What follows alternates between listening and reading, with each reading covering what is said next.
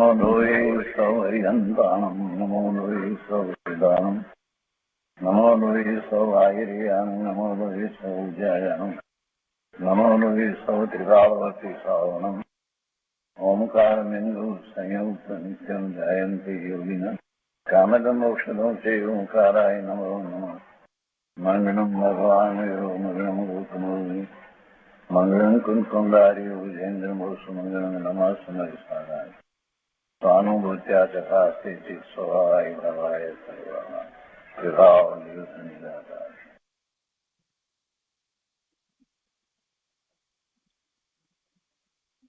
કુંકુંદાચાર્ય ભગવાનના શિષ્ય અને એમના પછી જે આચાર્ય થયા એવા ઉમા સ્વામી આચાર્ય ભગવાન રચિત મોક્ષ શાસ્ત્ર અર્થાત તત્વાર્થ સૂત્ર અને એની અનેક ટીકાઓના સંકલન રૂપે ટીકા સંગ્રાહક શ્રી રામજીભાઈ માણેકચંદ દોશીએ જે અહીંયા સંકલન લીધું છે એનો અને એની સાથે આપણે સર્વાર્થ સિદ્ધિ જે મોક્ષશાસ્ત્રની તત્વાર્થ સૂત્રની પૂજ્યપાદ આચાર્ય ભગવાન રચિત ટીકા છે એનું આપણે સ્વાધ્યાય કરીશું. મોક્ષશાસ્ત્ર અર્થાત તત્વાર્થ સૂત્ર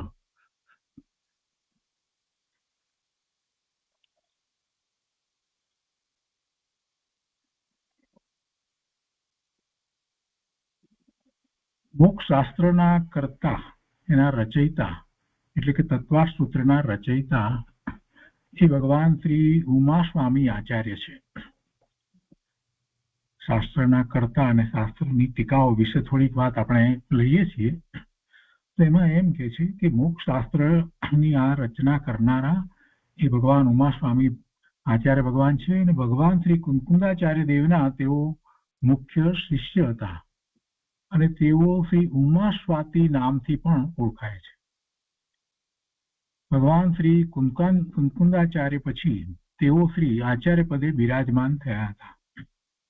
કુંકુંદાચાર્ય ભગવાને કેટલા શાસ્ત્રોની રચના કરી, 84 શાસ્ત્રોની રચના કરી અને ત્યાર પછીથી એમણે આચાર્ય પદ ઉમા સ્વાતીજી ભગવાનને સોંપ્યું અને પોતે પોતાની વિશેષ સાધનામાં પ્રવૃત્ત થયા. એવા આ ઉમા સ્વાતીજી ભગવાન જે આચાર્ય ભગવાન કુંકુંદાચાર્ય ભગવાન પછી થયા, એમના પછીના એ જ સંપ્રદાય કહીએ કે જે કહીએ તે એની અંદર થયા. એટલે ઉમા સ્વાતીજી ભગવાનનું ઘણું મહત્વ છે કેમ કે કુંકુંદાચાર્ય ભગવાનની જે પ્રણાલિકા એ બધું તો એ પછીના ઘણા આચાર્ય ભગવાને સ્વીકાર્યું અને એ પ્રણાલિકામાં જ આગળ વધ્યા. પણ એમાં સૌથી પહેલા જો કોઈ હોય અને એમના મુખ્ય શિષ્ય તરીકે જે રહ્યા હતા એવા ઉમા સ્વાતીજી ભગવાન છે. ઉમા સ્વાતીજી ભગવાનની વિશેષતા એક છે કે એ જાણે કે કુંકુંદાચાર્ય ભગવાન પાસેથી બધા જ શાસ્ત્રો જે છે એની વાતને પોતે પી ગયા હોય એવી વાત હતી. અને એમણે જે રચના કરી છે તે અદ્ભુત રચના કરી છે કેમ કે અત્યાર સુધી જે પદ્યમાં રચના કરવામાં આવતી હતી, ગાથા રૂપે રચના કરવામાં આવતી હતી અને એમાં ઉમા સ્વાતીજી ભગવાને આ સૌથી પહેલી રચના કરી અને તે સૂત્ર રૂપે કરી. બીજી વાત, એ સૂત્ર રૂપે કરી એટલું જ નહીં પરંતુ એ સૂત્ર રૂપે કરી એ સંસ્કૃતમાં કરી, સંસ્કૃતની અંદર કરી. કુંકુંદાચાર્ય ભગવાને બધી જ રચનાઓ પ્રાકૃતમાં કરી, ગાથા રૂપે કરી અને ઉમા સ્વામી ભગવાને સંસ્કૃતમાં સૂત્ર રૂપે આ શાસ્ત્રની રચના કરી. ભગવાન શ્રી કુંકુંદાચાર્ય પછી તેઓ શ્રી આચાર્ય પદે બિરાજમાન થયા હતા. તેઓ શ્રી વિક્રમ સંવતના બીજા સૈકામાં થઈ ગયા. આપણે જાણીએ છીએ પૂજ્ય ગુરુદેવ ઘણી વાર કહે છે કે વિક્રમના સૈકામાં સંવત 49માં કુંકુંદાચાર્ય ભગવાન થયા એટલે પહેલો સૈકો થયો અને એ પછી બીજા સૈકામાં એટલે 100 વર્ષ પૂરા થતા સૈક વિક્રમ સંવતના પછીથી ઉમા સ્વાતીજી ભગવાન થયા. જૈન સમાજમાં આ શાસ્ત્ર અત્યંત પ્રસિદ્ધ છે અને આની એક વિશેષતા છે કે જૈન આગમોમાં સંસ્કૃત ભાષામાં સર્વપ્રથમ આ શાસ્ત્ર રચાયું છે.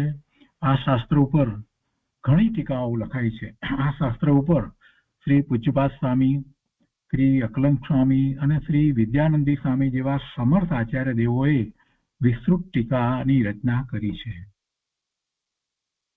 અમૃતચંદ્રાચાર્ય ભગવાને પણ કરી છે. ઘણી ટીકાઓ આની ઉપર લખાઈ છે. એમાંથી આપણે પૂજ્યપાદ સ્વામીની જે ટીકા સર્વાર્થ સિદ્ધિ છે એને પણ સાથે રાખીશું અને એ રીતે આખો સ્વાધ્યાય કરવાના છીએ. સમયની કોઈ પાબંદી નથી, સમય ઘણો જ છે, કેમ કે આપણે એક એક વાતને સમજવાની છે અને સર્વાર્થ સિદ્ધિનું પણ એમાંથી આપણને સાથે ને સાથે સ્વાધ્યાય થઈ જશે.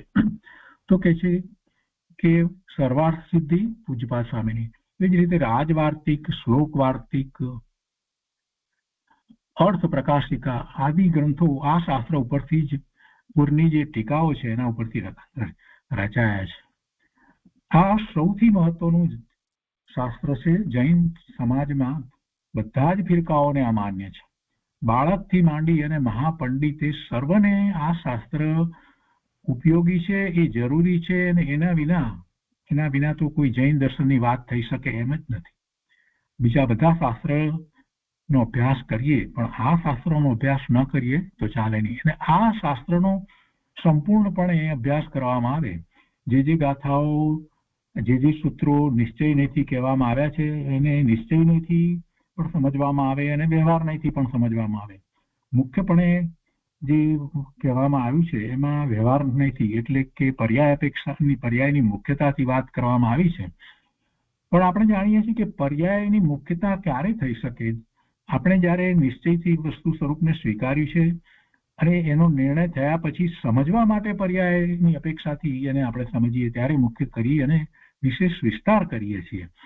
પણ નિશ્ચયની વાતને જ્યારે આપણે પૂરેપૂરી પકડી છે ત્યારે એની મુખ્યતા કરીએ છીએ. સીધી પર્યાયની મુખ્યતાથી વાત થતી નથી.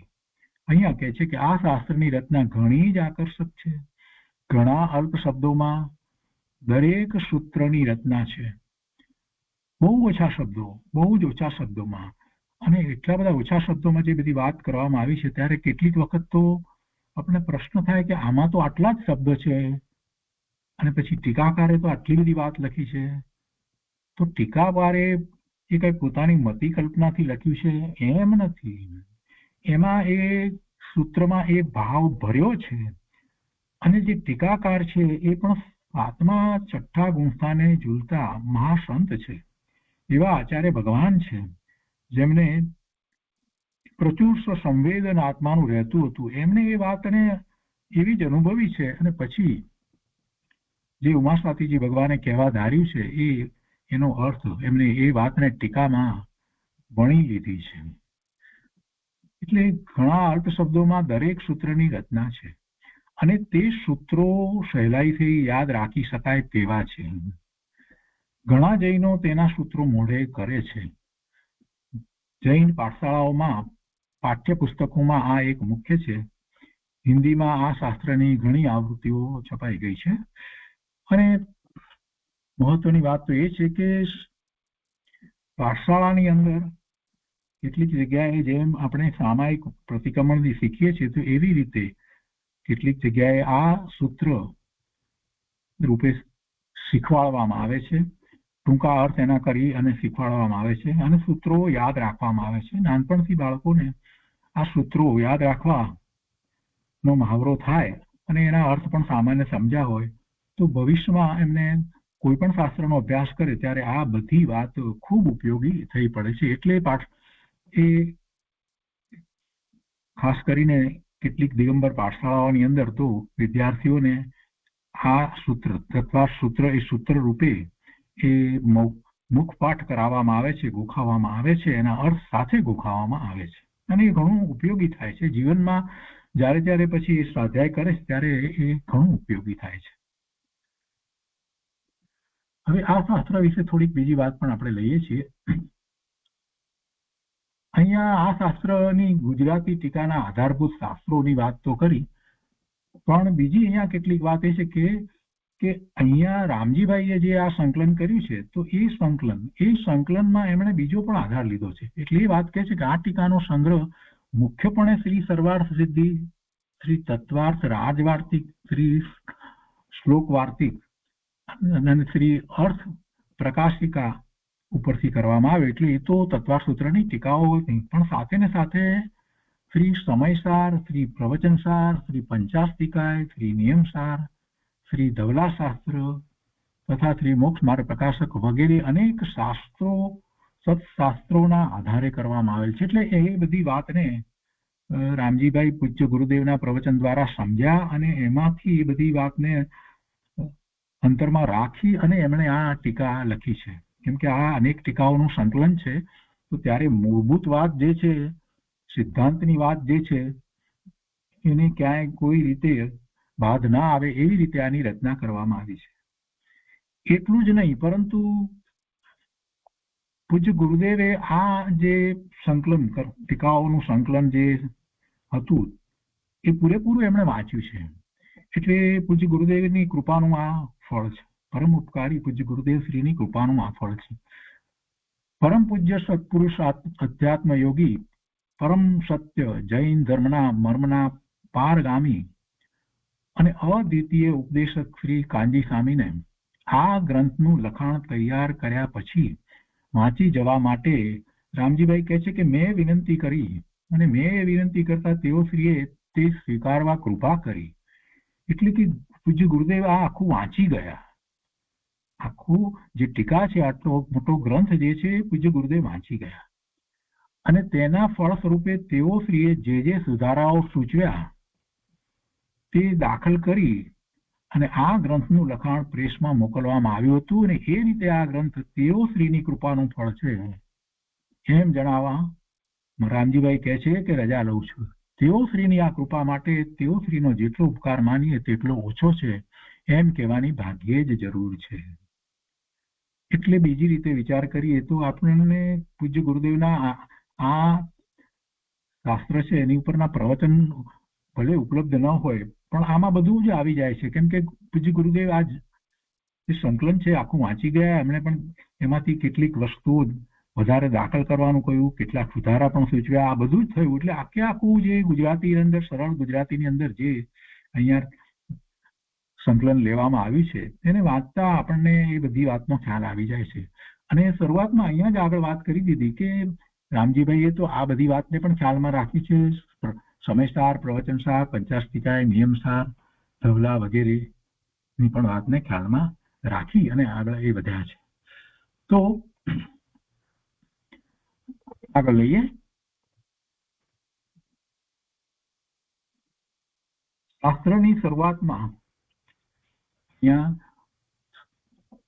શ્રી સર્વજ્ઞ વિતરાગાય નમઃ, શ્રી સદગુરુદેવાય નમઃ, શ્રી ઉમા સ્વામી વિરચિત મોક્ષ શાસ્ત્ર અર્થાત તત્વાસૂત્ર ગુજરાતી ટીકા અને એનો પ્રથમ અધ્યાય. હવે આ શાસ્ત્ર છે એમાં 10 અધ્યાય છે. 10 અધ્યાય છે અને કુલ 357 ગાથાઓ છે આ શાસ્ત્રની અંદર. અને એમાં આ પહેલા અધિકારની અંદર સમ્યક દર્શનની વાત મુખ્યપણે છે અને એમાં શરૂઆત મોક્ષ માર્ગથી કરવામાં આવી છે. તો એ વિશે સર્વાર્થ સિદ્ધિની અંદર જે કહેવામાં આવ્યું છે તો એમાં વાત કઈ છે તે આપણે પહેલા જરા લઈએ છીએ. પ્રથમ અધ્યાયમાં કહે છે કે મોક્ષ માર્ગસ્ય નેતારમ વેતારમ કર્મ ભૂતામ જ્ઞાતારમ વિશ્વ તત્વાના વંદે તત્વગુણ લબ્ધે. એમાં જયારે આ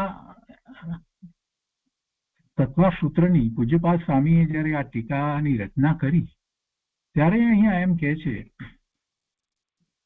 कि आनो अर्थ ये था कि जो मोक्ष मार्ग के नेता है कर्म रूपी पर्वतों के भेदने वाले हैं और विश्व तत्वों के ज्ञाता है, उनकी मैं उन समान गुणों की प्राप्ति के लिए द्रव्य और भाव उभय रूप से वंदना करता हूं. ये बात अहिયાં લે છે. એટલે એનો અર્થ આ રીતે છે, મોક્ષ માર્ગના પ્રવર્તાવનાર અર્થાત ચલાવનાર, મોક્ષ માર્ગના પ્રવર્તાવનાર એટલે મોક્ષ માર્ગ ચલાવનાર. મોક્ષ માર્ગને કોઈએ ચલાવવાની જરૂર પડે છે? મોક્ષ માર્ગના પ્રવર્તાવનાર એ તો પરમાત્મા છે. તીર્થંકર ભગવાન કેવળી પરમાત્મા છે. અને કેટલા તીર્થંકર ભગવાન, બધા જ જેટલા અત્યાર સુધી તીર્થંકર ભગવાન થયા એ બધા જ કેટલા થયા, અનંત થયા. અનંત તીર્થંકર ભગવાન થયા, અનંત કેવળી પરમાત્મા થયા, બધા સિદ્ધ થયા. તો એ આ માર્ગને પ્રવર્તાવનાર છે ને એ આ માર્ગને ચલાવનાર છે. મોક્ષ માર્ગના પ્રવર્તાવનાર અર્થાત ચલાવનાર, કર્મરૂપી પર્વતોના ભેદનાર, કર્મરૂપી પર્વતોને ભેદનાર. પર્વતને ભેદવો એ કઈ સામાન્ય વાત નથી. આ તો કર્મરૂપી પર્વત છે. એ સામાન્ય પર્વત કરતા પણ ઘણો કઠિન છે. એ કર્મરૂપી પર્વત એ સહેલાઈથી ભેદી શકાય એવો નથી. થોડાક કર્મ ઓછા થાય અને બીજા નવા બંધાઈ જાય, કોઈક વખત વધારે કર્મ ઓછા થાય અને પાછા નવા બીજા કેટલાક બંધાઈ જાય. આ સિલસિલો આખો ચાલ્યા જ કરે છે. જીવને જ્યાં સુધી આત્માનું લક્ષ્ય નથી થયું ત્યાં સુધી એ નવા નવા કર્મ બાંધે જ છે. આત્માનો ઉપયોગ બહારમાં રહે છે જ્યાં સુધી પોતાના સ્વરૂપને વિશે રહેતો નથી, ત્યાં સુધી શુભાવ રૂપે થઈ આશ્રવ અને બંધ કરે જ છે. અને એના નિમિત્તે એવા આશ્રવ અને દ્રવ્ય બંધ પણ થાય છે. અને એ દ્રવ્ય કર્મ જે બંધાયા છે એના ઉદય આવે છે, એની સાથે જોડાઈને એનું લક્ષ્ય કરી અને જીવ ફરી પાછો નવા કર્મ બાંધે છે. એટલે એ ચક્રમાંથી છૂટવું એ કોઈ સહેલી વાત નથી. જે કર્મ બંધાયા છે એનો ઉદય આવે છે, પુણ્ય અને પાપની પ્રકૃતિના ઉદય આવે છે, એની સાથે જોડાઈ અને જીવ જે ભાવ કરે છે એ શુભ અથવા અશુભ ભાવ જ છે. જે નવા કર્મ બંધાય છે એ શુભ અને અશુભ ભાવ થતા બંધાય છે. અને આવા નવા કર્મ બંધાય જ છે. કેમ કે જે કર્મના ઉદય આવે છે, ભલે પુણ્યની પ્રકૃતિના ઉદય હોય કે પાપની પ્રકૃતિના ઉદય હોય, એ પ્રકૃતિના ઉદય સાથે જોડાવાથી શુદ્ધ ભાવ ક્યારેય થતો નથી. શુભ કર્મની પ્રકૃતિનો ઉદય હોય, પુણ્યની પ્રકૃતિનો ઉદય આવ્યો હોય એવું, તો પણ એની સાથે જોડાઈને પણ એ નવું કર્મ બાંધે તો કદાચ પુણ્યની પ્રકૃતિનું બંધાય, પરંતુ કર્મની સાથે જોડાઈને એનો ઉદય આવ્યો છે, પુણ્યની પ્રકૃતિનો ઉદય આવ્યો છે, તો પણ એની સાથે જોડાઈ અને કોઈ જીવ શુદ્ધ ભાવે થઈ શકતો જ નથી. બહુ શાંતિથી કેટલીક વાતને સમજવાની જરૂર છે. આવું મહાન શાસ્ત્ર આપણે જ્યારે એનો સ્વાધ્યાય કરવા જઈ રહ્યા છીએ તો વિચારવાની જરૂર છે કે ગમે તેવા પુણ્ય હોય, ગમે તેવા ઉત્કૃષ્ટ પુણ્ય હોય, તો પણ છેવટે એના ફળ સાથે જોડાતા જે વિકલ્પ ઉઠે છે એની સાથે રહેલો ભાવ ભલે શુભ ભાવ હોય, અત્યંત શુભ ભાવ હોય, પણ તેથી કરીને કઈ શુદ્ધ ભાવે થવાતું નથી. એટલે બીજી કોઈ રીત જ નથી કે જેથી કરીને આ ચક્રમાંથી છૂટીએ, આ સંસાર ચક્રમાંથી છૂટીએ. કેમ કે નવા કર્મ તો બંધાવાના જ છે. પુણ્યની પ્રકૃતિના ઉદયને કારણે એની સાથે જોડાતા પણ કર્મ બંધાય, અને પાપની પ્રકૃતિ છે એની સાથે જોડાઈ અને જેવા ભાવે થઈએ એવા કર્મ બંધાય. એટલે કોઈ પણ રીતે કર્મ તો બંધાવાના જ છે. કેમ કે એ વખતે ઉપયોગ બહાર જ રહેવાનો છે. તો કર્મના ઉદય હોય છતાં પણ જો ઉપયોગને સ્વ તરફ વાળવામાં આવે તો જ એ સમયે એને નવા કર્મના બંધાય. અને નવા કર્મના બંધાય તો જે કર્મ ઉદયમાં આવ્યું એ હવે ફળ આપીને ખરી જાય છે. અને આ જ પ્રમાણે આખો પુરુષાર્થ જો કરવામાં આવે, વારંવાર પોતે પોતાના સ્વભાવ ભાવે થયા કરે, વારંવાર સ્વરૂપ તરફ વળી જાય, એ જ પ્રક્રિયા વારંવાર થયા જ કરે, તો જે કર્મ ઉદયમાં આવે છે કરતા જાય અને એમ એ કર્મ જે છે એનું જોર ઘટતું જાય. બીજી કોઈ રીત નથી. અને એવું કરવા માટે, સ્વ તરફ ફળવા માટે સૌથી પહેલું એને કાંઈ કરવાનું હોય તો સમ્યક્ત્વ પ્રગટ કરવાનું છે. અને એની જ વાત અહીંયા એની વાત આ પહેલા અધ્યાયમાં આચાર્ય ભગવાને કરી છે. તો અહીંયા શું કહે છે કે કર્મરૂપી પર્વતને કેવી રીતે ભેદાય, એની આપણે આ વાત કરી કે કર્મરૂપી પર્વતને ભેદવા માટે એને સમ્યક્ત્વ પ્રગટ કરી અને સ્વભાવ ભાવે રહેવું જ પડે, તો જ એને નિર્જરા થાય. અન્યથા કર્મરૂપી પર્વત ભેદાતો નથી. અહીંયા શું કહે છે કે મોક્ષ માર્ગના પ્રવર્તાવનાર અર્થાત ચલાવનાર, કર્મરૂપી પર્વતોના ભેદનાર અર્થાત નાશ કરનાર, જેમણે એવા કર્મરૂપી પર્વતનો નાશ કર્યો છે, સંપૂર્ણપણે કર્મનો નાશ કર્યો છે, એવા વળી કહે છે કે વિશ્વના અર્થાત બધા તત્વોના જાણનાર તેને તે ગુણોની પ્રાપ્તિ માટે હું પ્રણામ કરું છું, વંદન કરું છું. જો કોઈનું નામ લીધા વગર જ બધાને વંદન કરી દીધા.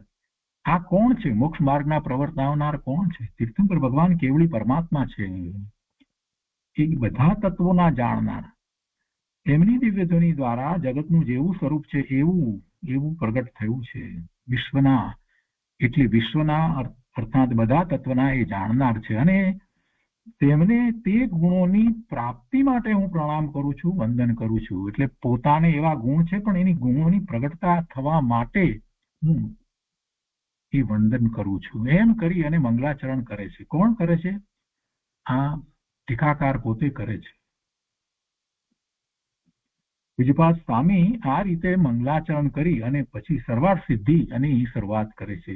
જે વાત આપણે અહીંયા સર્વાર્થ સિદ્ધિમાં સૌથી પહેલા લીધી कि जो मोक्ष मार्ग के नेता है, कर्म रूपी पर्वतों के भेदने वाले और विश्व तत्वों के ज्ञाता है, उनकी मैं उन समान गुणों की प्राप्ति के लिए द्रव्य और भाव उभय रूप से वंदना करता हूं. બંને સાથે રાખીને હવે આ રચના કેવી રીતે થઈ એને માટે એની વાત સર્વાર્થ સિદ્ધિની અંદર એ કહેવામાં આવી છે.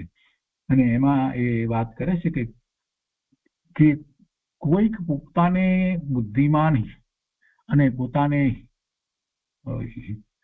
હિતરૂપ વાતને જે માનતો હતો, પોતાને શું ઉપયોગી છે એવું જેને એવો વિકલ્પ આવ્યો હતો, એ જઈ અને પ્રશ્ન પૂછે છે કોઈ આશ્રમમાં જઈને.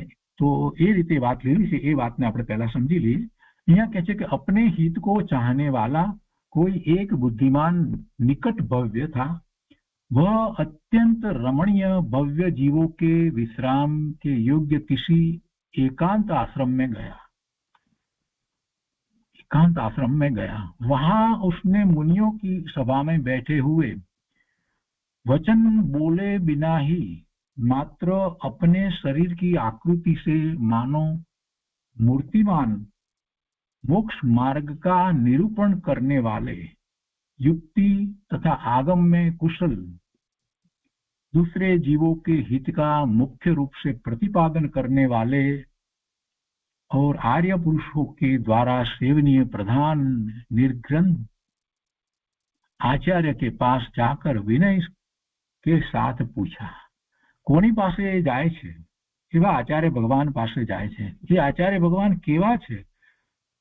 તો કે છે કે બોલ્યા વગર જ એ એમની આકૃતિ, એમનો દેખાવ, એમની મુખાકૃતિ, એ બધું એમનું મુખ ઉપર જે જ્ઞાનની ઝલક આવતી હતી, એમને જોઈને જ કેટલાક પ્રશ્નોના સમાધાન થઈ જાય. એ વાત છે કે વચન બોલે बिना ही मात्र अपने शरीर की आकृति से मानो मूर्तिमान मोक्ष मार्ग का निरूपण करने वाले એવા એ ઉમાસ્વાતીજી ભગવાન છે.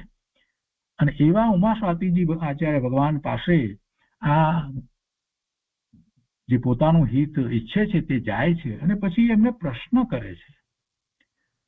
એમને પ્રશ્ન કરે છે કે ભગવાન આત્મા કા હિત ક્યા હૈ? ત્યારે આચાર્ય ભગવાન એને ઉત્તર આપે છે કે આત્મા કા હિત મોક્ષ હૈ. આત્માનું હિત શું છે? આત્માનું હિત મોક્ષ છે. ભવ્યને ફીર પૂછા. આ જીવ છે ભવ્ય જીવ તરીકે લીધો છે. પૂજ્યપાદ સ્વામીએ એને ભવ્ય જીવ તરીકે લીધો છે ટીકાની અંદર. એમની ટીકા સંસ્કૃતમાં છે, આ એનું હિન્દી ભાષાંતર આપણે જોઈ રહ્યા છીએ.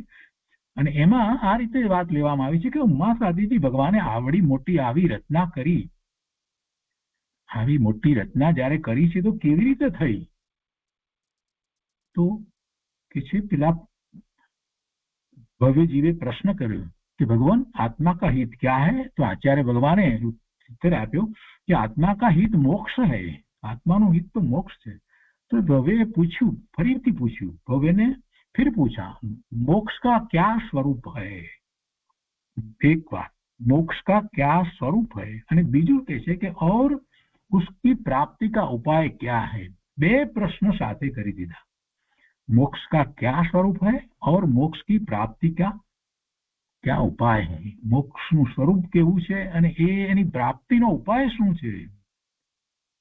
ઓહો, આવી વાત. અને આચાર્ય ભગવાન પછી એનો ઉત્તર આપે એટલે શું આપે? એમાં શાસ્ત્રની રચના થઈ જાય. આ જ એટલા માટે આને મોક્ષ શાસ્ત્ર કહેવાય છે.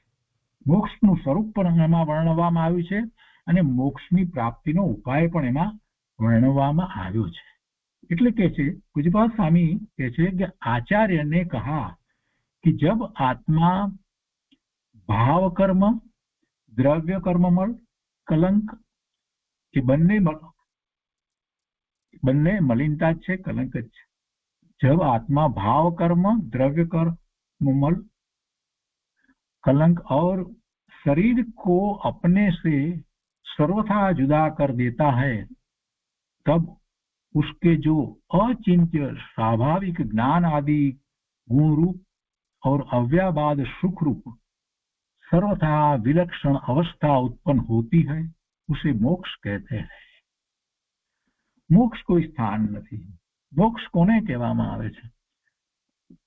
तो कि जे भाव कर्म અને દ્રવ્ય કર્મ અને શરીર એટલે નો કર્મ એનાથી સર્વથા પૂર્ણપણે એ જુદો પડી જાય, એનાથી રહિત થઈ જાય. અને એ તો નાસ્તિથી કથન થયું. એ કથન તો નાસ્તિથી થયું ને.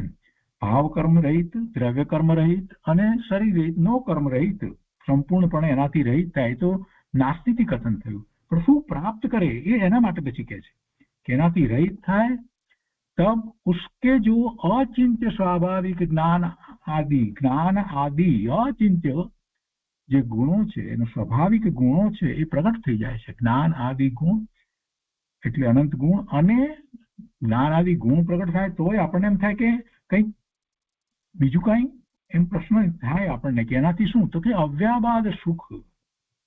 ગુણો તો પ્રગટ થાય, શાંતિ, જ્ઞાન વગેરે, નિર્મળતા, સ્વચ્છતા, ભવ્યતા, પ્રભુતા, એ તો બધું પ્રગટ થાય.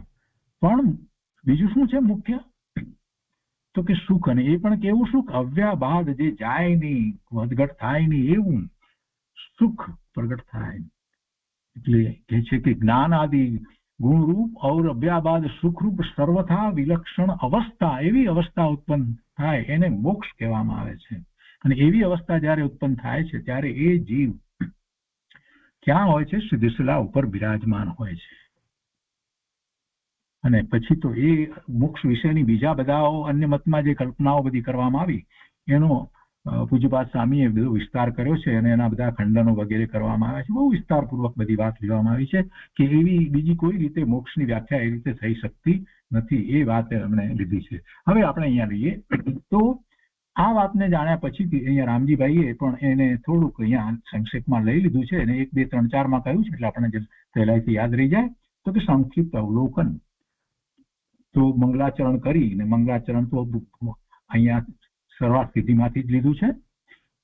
પછી કહે છે કે અહીંયા કે આ શાસ્ત્ર શરૂ કરતા પહેલા આ શાસ્ત્રનો વિષય શું છે તે ટૂંકમાં જાણવાની જરૂર છે. હવે વિષય તરીકે એમણે લીધું છે. આપણે એની આખી વાતને સમજ્યા, સ્ટોરીને આખી સમજ્યા કે કેવી રીતે રચના થઈ. એવી રીતે અહીંયા કહે છે કે આચાર્ય ભગવાને આ શાસ્ત્રનું નામ મોક્ષશાસ્ત્ર અથવા તત્વાર્થ સૂત્ર રાખ્યું છે. જગતના જીવો અનંત પ્રકારના દુઃખો ભોગવી રહ્યા છે. તે દુઃખોથી હંમેશને માટે મુક્ત થવા એટલે કે અવિનાશી સુખ મેળવવા, દુઃખોથી મુક્ત થવા, અને એ સુખ પણ પ્રાપ્ત થાય તો પણ કેવું કે એ સુખ પછી પાછું જાય નહીં એવું અવિનાશી સુખ, એટલે એવા અવિનાશી સુખ મેળવવા જગતના જીવો અહર્નિશ ઉપાયો કરી રહ્યા છે. પણ તેઓના જે ઉપાયો છે તે બધા ખોટા હોવાથી જીવોને દુઃખ મટતું નથી. એક કે બીજા પ્રકારે દુઃખ ચાલ્યા જ કરે છે.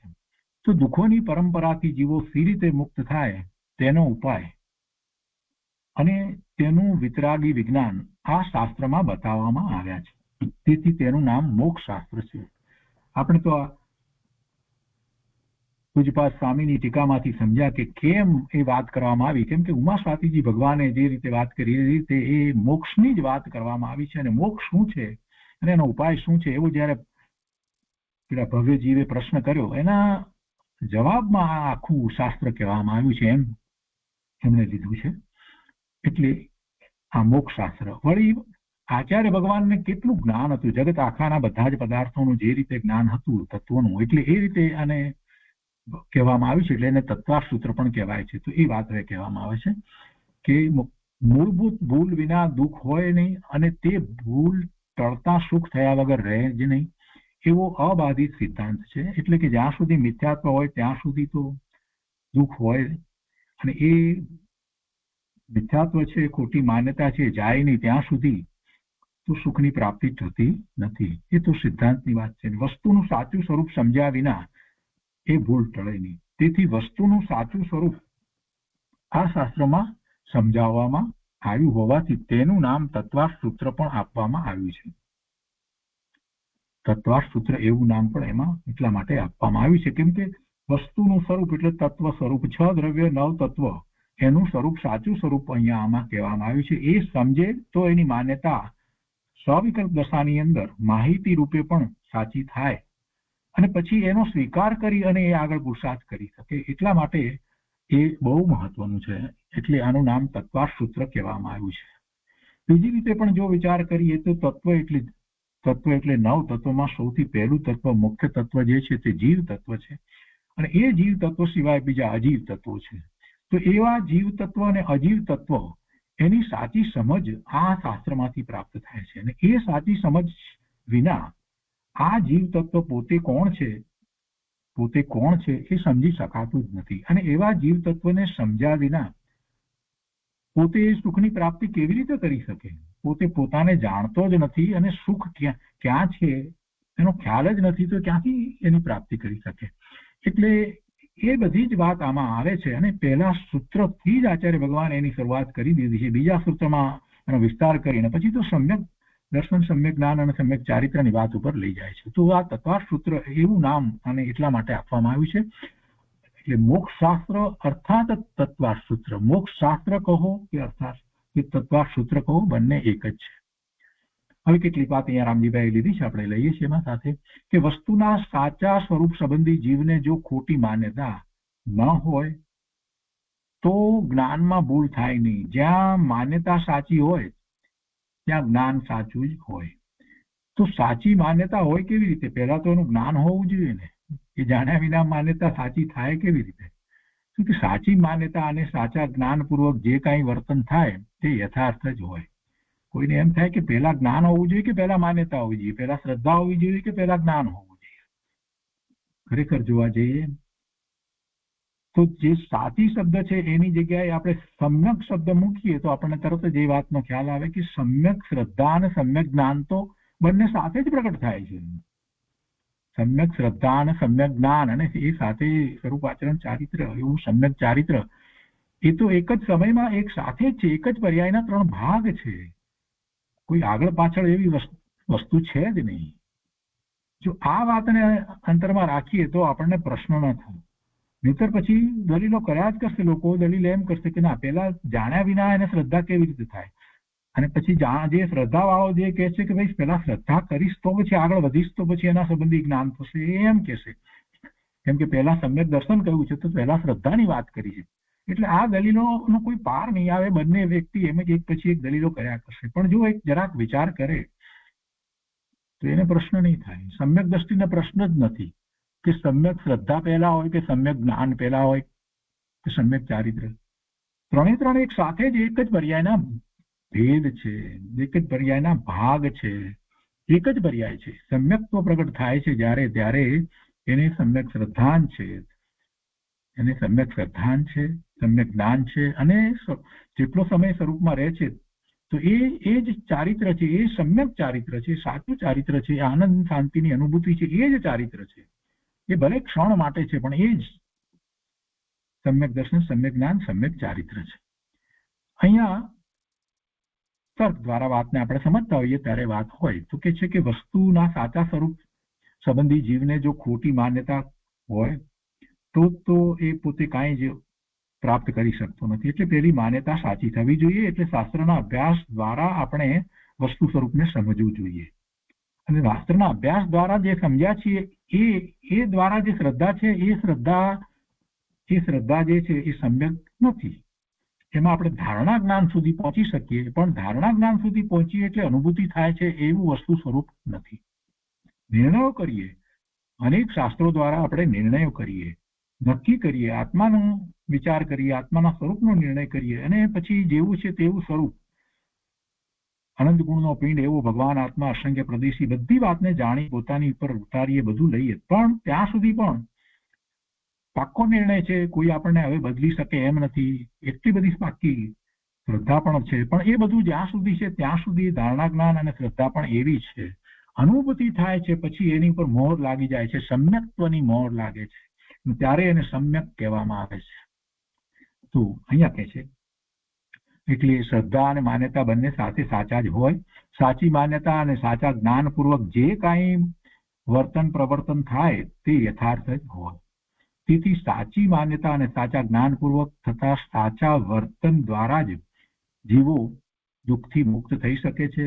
અને એ સિદ્ધાંત આચાર્ય ભગવાને આ શાસ્ત્રની શરૂઆત કરતા પહેલા સૌથી પહેલા અધિકારની અંદર પહેલા અધ્યાયમાં જ પહેલા જ સૂત્રમાં જણાવ્યો છે.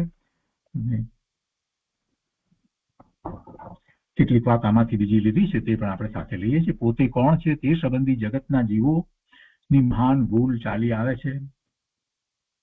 ઘણા જીવો શરીરને પોતાનું સ્વરૂપ માને છે, તેથી શરીરની સંભાળ રાખવા તેઓ સતત પ્રયત્ન અનેક પ્રકારે કર્યા કરે છે. શરીરને જીવ પોતાનું માને છે, જે એનું છે નહીં. અનંત કાળમાં ક્યારેય એક પણ શરીર એનું બન્યું નથી. અનંત કાળમાં એને અનંત શરીર પ્રાપ્ત થયા. જો સંસાર પર્યાયમાં શરીર ન હોય એવું બનતું નથી. જ્યાં સુધી સંસાર અવસ્થામાં છે ત્યાં સુધી શરીર સહિત જ છે. તો અનંતકાળ વીતી ગયો તો કેટલા શરીરો મળ્યા હશે. કેટલોક વખત તો એવો ગયો છે કે થોડી ક્ષણ પૂરતું જ શરીર મળ્યું હોય અને પછી પાછું બદલાઈ ગયું બીજું શરીર. કેમ કે એને જન્મ મરણ થયું છે. નિગોદની અંદર તો કેટલા ઝડપથી જન્મ મરણ થાય છે. તો એમાં એને પણ શરીર છે, જે શરીર છે એનું એકલાનું નથી. એ એવું શરીર છે કે જેમાં કેટલાય બીજા આત્માઓ રહ્યા છે, પણ છેવટે શરીર તો છે ને. એકેન્દ્રિય થાય છે તો એનું શરીર છે ને. એ શરીરના પણ જે આયુષ પ્રમાણે જેટલો સમય એનો છે તેટલો સમય એમાં રહે છે ને ફરી પાછો એમાંથી મોટે ભાગે એકેન્દ્રીયમાં વનસ્પતિ હોય તો વનસ્પતિમાં જ એ પણ થાય છે. આવો અનંત કાળ એનો વીતી જાય છે. એટલે કેટલા શરીર એને મળ્યા, અને દરેક શરીર મળ્યું ત્યારે એની માન્યતા, ભલે એને ભાષા આવડતી હોય ના આવડતી હોય તો પણ દરેક કે જીવે એ શરીર જે છે એને પોતાનું જ માન્યું છે. આ મોટામાં મોટી ભૂલ થતી જ આવી છે. શરીરને જીવ પોતાનું માને છે, તેથી શરીરની સગવડ જે ચેતન કે જળ પદાર્થો તરફથી મળે છે એમ તે માને અને તે તરફ તેને રાગ થાય છે. અને એ બધી એની કલ્પનાઓ છે. વાસ્તવમાં કોઈ આ શરીરને માટે કોઈ કાંઈ કરી શકતું નથી, કોઈ અનુકૂળ પણ નથી અને પ્રતિકૂળ પણ નથી. સૌથી પહેલો નિર્ણય તો આ કરવાનો છે કે આ શરીર માટે કોઈ અનુકૂળ નથી અને કોઈ પ્રતિકૂળ નથી. આ શરીરમાં જે ફેરફારો થાય છે એ એના પોતાના કારણે થાય છે. એટલે કલ્પના કરે છે કે આ શરીરને આ વસ્તુ અનુકૂળ છે ને આ વસ્તુ પ્રતિકૂળ છે. વાસ્તવમાં આ શરીરને કાંઈ અનુકૂળ નથી ને કાંઈ પ્રતિકૂળ નથી. શરીર છે ને શરીરનું જે થવા યોગ્ય છે તે જ થાય છે. શરીરમાં નવા પરમાણુ આવવા અને અમુક પરમાણુ જવા, આ બધું જે કાર્ય સતત ચાલી જ રહ્યું છે. અને એ કાર્ય બધું પરમાણુનું છે. કેમ કે શરીર સ્કંદ છે અને સ્કંદમાંથી પરમાણુનું આવવું અને છૂટા પડવું એ બંને સતત ચાલ્યા જ કરે છે. અને એ કોઈ કરાવતું નથી, કોઈ કરી શકતું નથી. આપણી માન્યતા એવી છે કે અમુક ખોરાક લઈએ તો આમ થાય છે, અમુક ખોરાકને કારણે તેમ થાય છે, પણ એને કારણે રોગ થાય છે અને પછી રોગને માટે દવા લઈએ તો દવાથી રોગ મટી જાય છે. આ બધી વાત જે છે એ વાસ્તવમાં જોઈએ, સિદ્ધાંત અપેક્ષાએ જોઈએ તો ભ્રામક વાત છે. વસ્તુ સ્વરૂપ એવું છે જ નહીં. એક દ્રવ્ય બીજા દ્રવ્યની અંદર ફેરફાર કરી શકતું જ નથી. આ મૂળભૂત મહાસિદ્ધાંત છે. અને એ સિદ્ધાંતને આપણે જો રાખીએ તો આપણને ખ્યાલ આવે કે કોઈ દવાને કારણે શરીરમાંથી રોગ મટતો નથી અને કોઈને કારણે રોગ થતો નથી. કોઈ આ શરીરને કાપી શકતું નથી, એના ટુકડા કરી શકતું નથી. એમાં લોહી નીકળે છે, કપાય છે તો કોઈએ કાપ્યું છે એવી વસ્તુનું સ્વરૂપ નથી. આ સ્કંદ, આ શરીર એ અનંત ભૂતગળનો સ્કંદ છે. એ સ્કંદની જે દશા જે રીતે જેમ થવા યોગ્ય છે તે રીતે થાય છે. એના પરમાણુનું જ્યાંથી જેમ થવા યોગ્ય હોય તે રીતે થાય છે. આપણને જે દેખાય છે તે નિમિત્ત દેખાય છે અને આપણે નિમિત્તમાં જ ગૂંચવાઈ જઈએ છીએ. એટલે કેટલાક કથનો વ્યવહાર નહીંથી એવા સામાન્ય કરવામાં આવ્યા ત્યારે પણ આપણે આ સિદ્ધાંતને તો રાખવું કે કોઈને કારણે કોઈ કાંઈ થાય છે એવું વસ્તુ સ્વરૂપ નથી. ચેતન કે જળ પદાર્થો તરફથી એમ કે સગવડ મળે છે તો કે છે કે એવું સ્વરૂપ નથી. એમ એ માને, અને એમ માને એટલે એને એના તરફ રાગ થાય, અમુક તરફ એને રાગ થાય કે એને કારણે મને સગવડ મળે છે. અને જે ચેતન કે જળ પદાર્થો તરફથી અગવડ મળે છે એમ એને લાગે છે, એમ એ માને છે, તો તેને એના તરફ દ્વેષ થાય છે. વાસ્તવમાં એનાથી કોઈ અગવડે થતી નથી કે કાંઈ નુકસાન થતું નથી. જે થવાનું છે તે આ શરીરનું એના કારણે જ થાય છે. આ મૂળભૂત વાત છે. જીવની આ માન્યતા જે છે કે કોઈથી એને તકલીફ પડે છે અને કોઈથી એને અનુકૂળતા રહે છે, આ બધી જે માન્યતા જે છે એ માન્યતા એ મિથ્યાત્વ છે. જીવની માન્યતાથી જીવને એને કારણે એને અનેક પ્રકારે આકુળતા રહ્યા કરે છે, જેનાથી એને લાભ લાગે છે, સગવડ લાગે છે, અનુકૂળતા લાગે છે, એને પ્રાપ્ત કરવાનો એ પ્રયત્ન કર્યા કરે છે, અને જેનાથી એને પ્રતિકૂળતા લાગે છે એને દૂર કરવાનો એ પ્રયત્ન કર્યા જ કરે છે. અને આ જ મોટામાં મોટી ભૂલ છે, કેમ કે એમ કરવામાં એ આખું જીવન વિતાવી દે છે, એ આખું જીવન એમાં જ વિતાવી દે છે. આ મહત્વની વાત છે, અહીંયા લેવામાં આવી છે. અને ત્યાર પછીથી આગળની વાત છે આપણે લઈએ છીએ કે જીવની આ મહાન ભૂલને શાસ્ત્રમાં મિથ્યા દર્શન કહેવામાં આવે છે, મિથ્યા માન્યતા કહેવામાં આવે છે, વિપરીત શ્રદ્ધા કહેવામાં આવે છે, ખોટી શ્રદ્ધા કહેવામાં આવે છે. જ્યાં મિથ્યા માન્યતા હોય ત્યાં જ્ઞાન અને ચારિત્ર પણ મિથ્યા હોય જ. શ્રદ્ધા ખોટી છે, માન્યતા ખોટી છે, તો ચારિત્ર હોય એ પણ સાચું ક્યાંથી હોય? એને માની લીધું છે કે સાચું છે, પણ વાસ્તવમાં સમ્યક દર્શન વિના જે કંઈ છે તે ચારિત્ર સમ્યક ચારિત્ર નથી. તેથી મિથ્યા દર્શન રૂપ મહાન ભૂલને મહાપાપ પણ કહેવામાં આવે છે. એ મહાપાપ છે ને મહાપાપનું કારણ છે. બંને રીતે જોવા જઈએ તો મિથ્યાત્વને કારણે જીવ ભૂલ કરે છે અને વિભાવ ભાવે રહે છે, પરનું લક્ષ કરે છે, અને એમ કરતા એને પાપના બંધ પડે છે. એટલે મિથ્યાત્વ જેવું જગતમાં બીજું કોઈ પાપ નથી, એમ પણ કેટલાક શાસ્ત્રમાં વાત આવી છે. મિથ્યા દર્શન એ મહાન ભૂલ છે, મહાન પાપ છે, અને તે સર્વ દુઃખનું મહાબળવાન મૂળિયું છે. સર્વ દુઃખનું મૂળ કારણ એ છે. એવું જીવને લક્ષ નહીં હોવાથી અને એ વાતનો જીવને ખ્યાલ નથી, અથવા તો ખ્યાલ આવ્યો છે પણ એને ગંભીરતાપૂર્વક લીધું નથી, એનું લક્ષ કર્યું નથી કે આ સર્વ દુઃખનું મૂળ તો મિથ્યાત્વ છે અને એને મારે ટાળવાનું છે. એટલે એ ભૂલ ટાળી અને જીવો અવિનાશી સુખ તરફ પગલા માંડે, એ હેતુથી આચાર્ય ભગવાને આ શાસ્ત્રમાં પહેલો જ શબ્દ સમ્યક દર્શન વાપર્યો છે. અને સમ્યક દર્શન પ્રગટ થતા જ તે જ સમયે સાચું જ્ઞાન થાય છે. તેથી બીજો શબ્દ સમ્યક જ્ઞાન વાપર્યો છે, અને સમ્યક દર્શન જ્ઞાન પૂર્વક જ સમ્યક ચારિત્ર હોઈ શકે, તેથી સમ્યક ચારિત્ર એ શબ્દ ત્રીજો મૂક્યો છે. સમ્યક દર્શન જ્ઞાન ચારિત્રાણી મોક્ષ માર્ગ એ પહેલું સૂત્ર છે, તો એના વિશે થોડીક વાત પહેલેથી અહીંયા કરી દીધી છે. તો એ પ્રમાણે ત્રણ શબ્દો વાપરતા સાચું સુખ મેળવવાના રસ્તા ત્રણ છે એમ જીવો ન માની બેસે, માટે એ ત્રણેયની એકતા એ જ મોક્ષ માર્ગ છે એમ પહેલા જ સૂત્રમાં જણાવી દીધું. આ ત્રણમાંથી કોઈ એક હોય એમ નથી હોતું, અથવા તો ત્રણ રીત છે એમ નથી, એ ત્રણેય એક સાથે છે અને એને મોક્ષ માર્ગ કહેવાય છે. ત્રણેયની એકતાને જ મોક્ષ માર્ગ કહેવામાં આવે છે. ત્રણેયની એકતાને જ મોક્ષ માર્ગ કહેવામાં આવ્યો છે. તો આજનો સ્વાધ્યાય આપણે અહીંયા સુધી રાખીએ છીએ. આવતી વખતે આગળ એનો વિસ્તાર લઈશું.